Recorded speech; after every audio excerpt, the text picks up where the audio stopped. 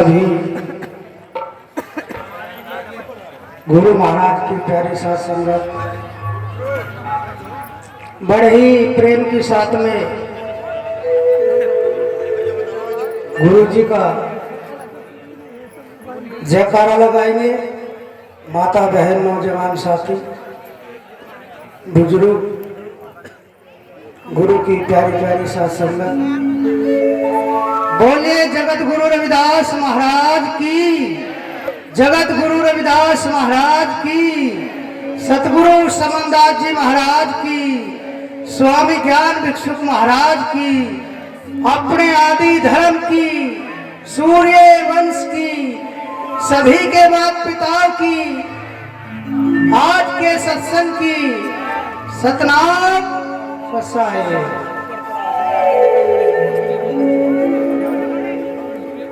गुरु महाराज की प्यारी साथ संगत, आप गुरु महाराज की वाणियां और गुरु महाराज की विचारधारा से आप अरोत परोत हो रहे हैं और अपने जीवन को जिस तरीके से आकाश से वर्षा आती है और पृथ्वी पे पड़ती है तो सभी इस पृथ्वी पे जितने भी जीव जंतु पेड़ पौधे होते हैं सबको ऊर्जा मिलती है।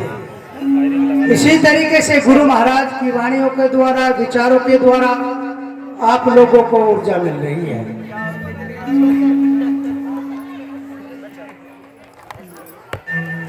गुरु महाराज ने 4 रास्ते इस जीव को तिरने के लिए बताए हैं। अगर ये मनुष्य 4 रास्ते अपने जीवन में अपनाएगा और उन पे चलने का प्रयास करेगा तो निश्चित ही इसका बेड़ा पार होगा।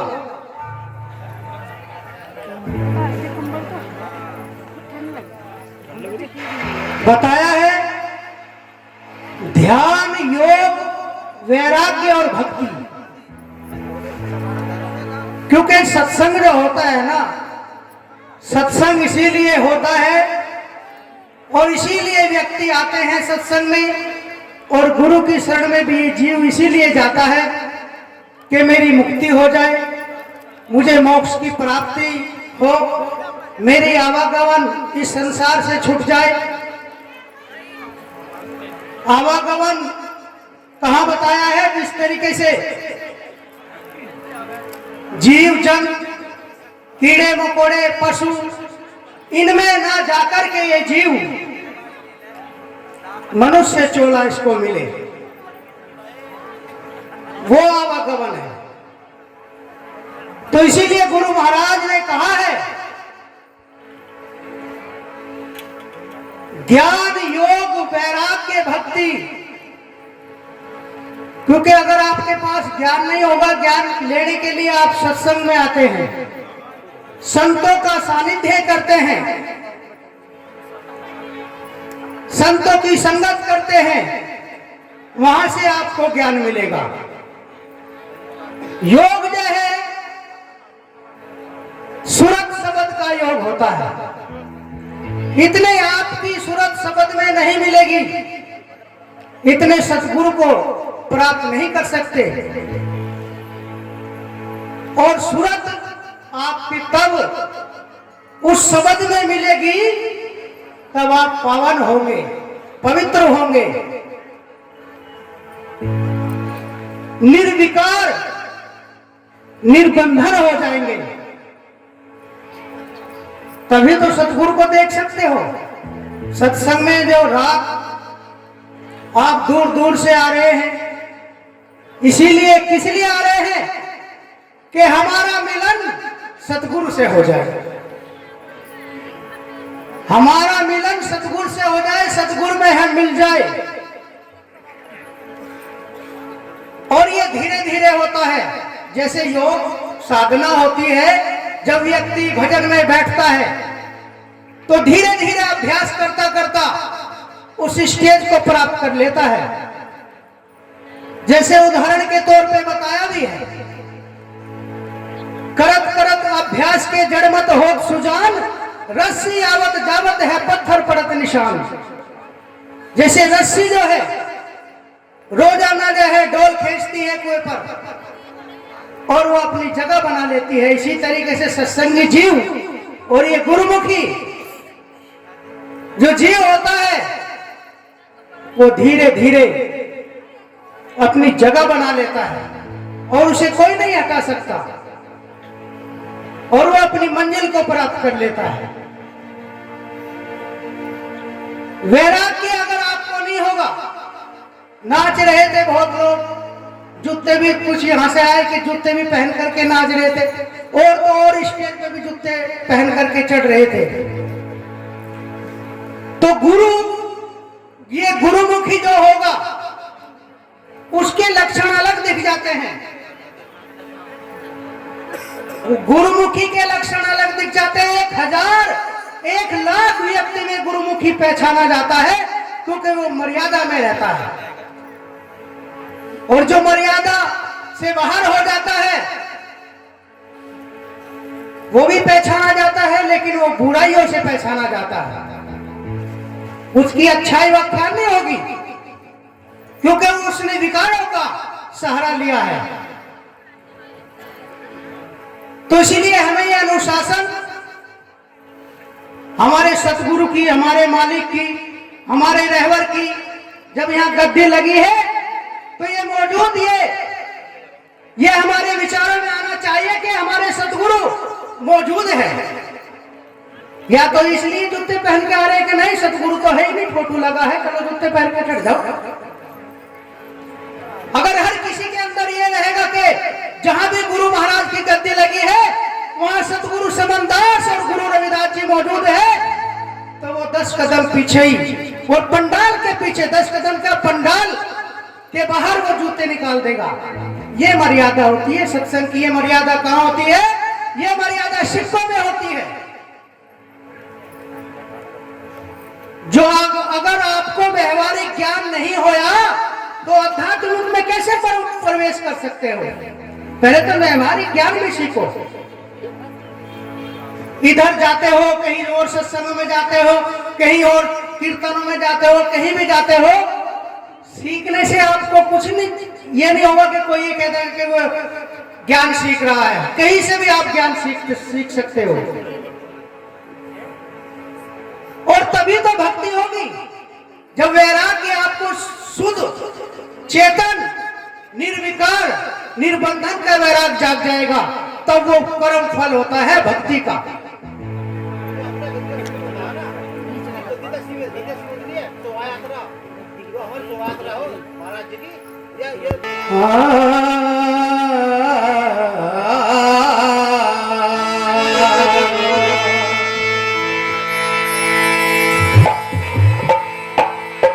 बढ़िया बढ़िया बात, बढ़िया बढ़िया विचार आप लोगों को महात्मा साधु संत बता रहे हैं, लेकिन उन पे चलना चाहिए, अमल करना चाहिए।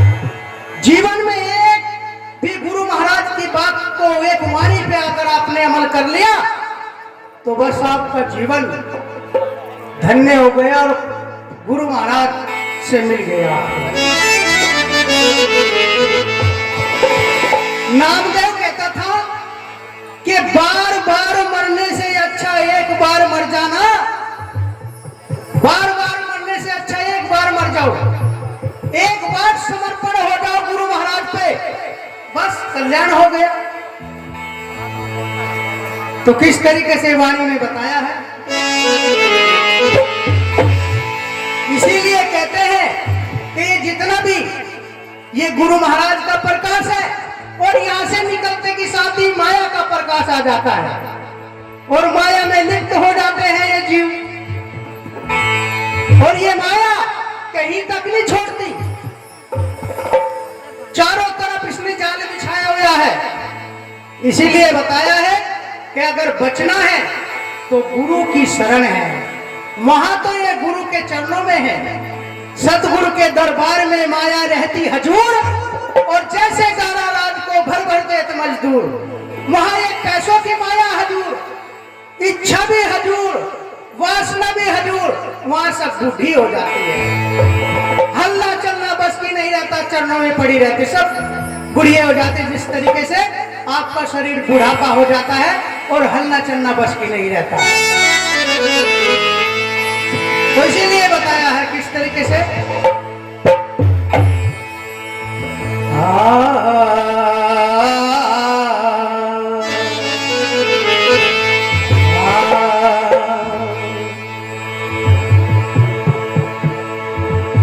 ओ माया ठगनी है, बताया है कि ये माया ठगनी है, इसने बड़े बड़ों को ठगा है। जान बचानी है तो गुरु महाराज का ध्यान लगा करो, 10 मिनट 20 मिनट 30 मिनट जितना भी लगे। जब ध्यान आपका लगेगा, जो तुम्हारी जो चंचलता इधर उधर को भाग गई ना, वो इकट्ठी होकर के सूरत बन जाती है और वो सूरत में मिल जाती है। वही तो गुरु महाराज बताते हैं किस तरीके से कहा, वो माया ठगनी है, वो माया ठगनी है, देख लिए तेरे ठाट माया ठगनी है, देख लिए तेरे ठाट माया ठगनी है, देख लिए तेरे ठाट माया ठगनी है, देख लिए तेरे ठाट। अरे जिसने तेरी करी कल्पना, जिसने तेरी कल्पना, घर छोड़े ना घाट माया ठगनी है, देख लिए तेरे ठाट माया ठगनी है, देख लिए तेरे ठाट। जिसने तेरी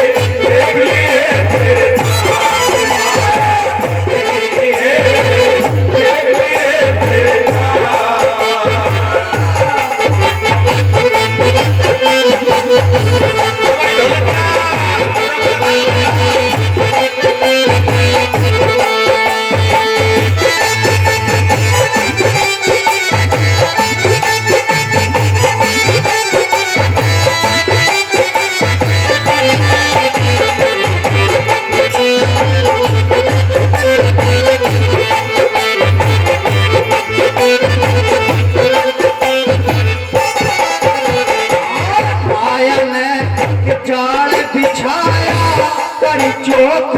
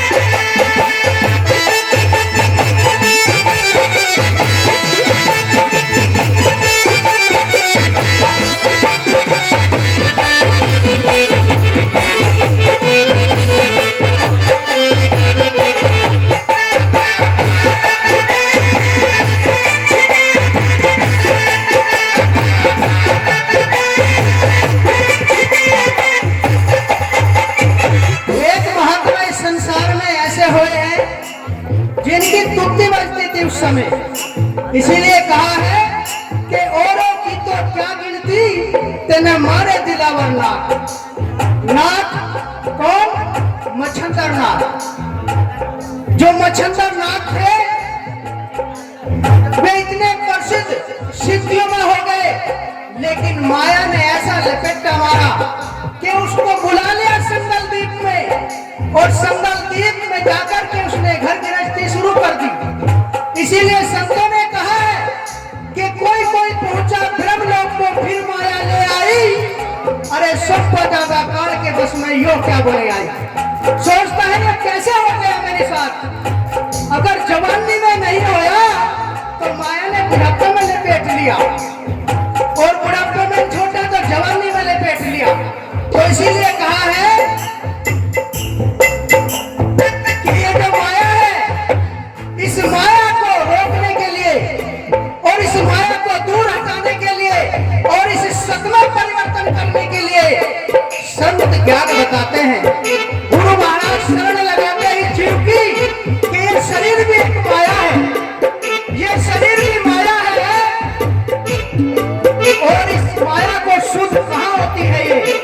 ये सतगुरु की शरण में होती है। ये कहीं जागरण सुनने से नहीं होती, ये कथा सुनने से नहीं होती, ये शांत तमाशे सुनने से नहीं होगी, ये केवल सत्संग सुनने से होगी। और वह भी संत शिरोमणि गुरु रविदास महाराज का सत्संग सुनने से उद्धार होगा। सतगुरु समनदास के नाम को सुमरण करने से तुम्हारा उद्धार होगा। अन्य बहुत देखे हैं कि कह दिया कुछ और कर रहे हैं कुछ। तो इसीलिए गुरु महाराज के पास वो थी कि जो कहा है वही करा है। तो इसीलिए सतगुरु रविदास महाराज का सत्संग ही तुम्हें पार उतार सकता है। इसीलिए अपने संतों के पास, जो अपने गुरु महाराज के संत हैं, उनके पास आते जाते रहिए। और अपनी जो हमारे जो बच्चे हैं उनको भी लगा करके रखो आश्रमों में, क्योंकि धीरे धीरे वे भी बिगड़ जाते हैं। फिर क्या होता है भाई, जैसे जैसे बच्चे जवान होते हैं आश्रमों से दूरी बना लेते हैं। माँ बाप कहते हैं बच्चे पढ़ रहे हैं, अभी हम उन्हें नहीं ला रहे। वो धीरे धीरे ऐसी सोसाइटी में चले जाते हैं कि वे नशे के आदी हो जाते हैं, मदिरा के आदी हो जाते हैं, वासना के आदी हो जाते हैं, क्योंकि संतों से तो संपर्क टूट रहा है। इसीलिए अगर संतों के संपर्क में रहेंगे तो वे गंदी चीजों में नहीं जाएंगे, नशा में नहीं जाएंगे, मांस मदिरा छोड़ देंगे। तो इसीलिए अपने बच्चों को अपने संतों की सानिध्य में रखो, उनकी शरण में रखो, गुरु महाराज की शरण में रखो, तब इस समाज का उद्धार होगा। वैसे उद्धार नहीं हुआ, किस तरीके ने कहा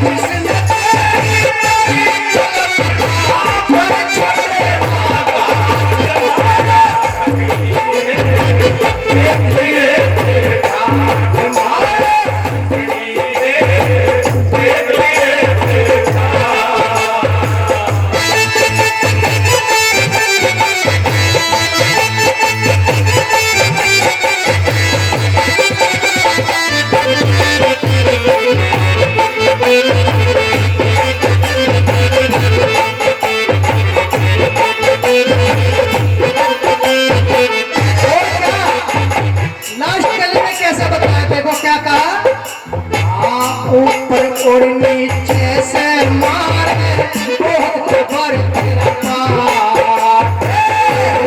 और नीचे से मारे बहुत भर तेरा पार। आके कबीर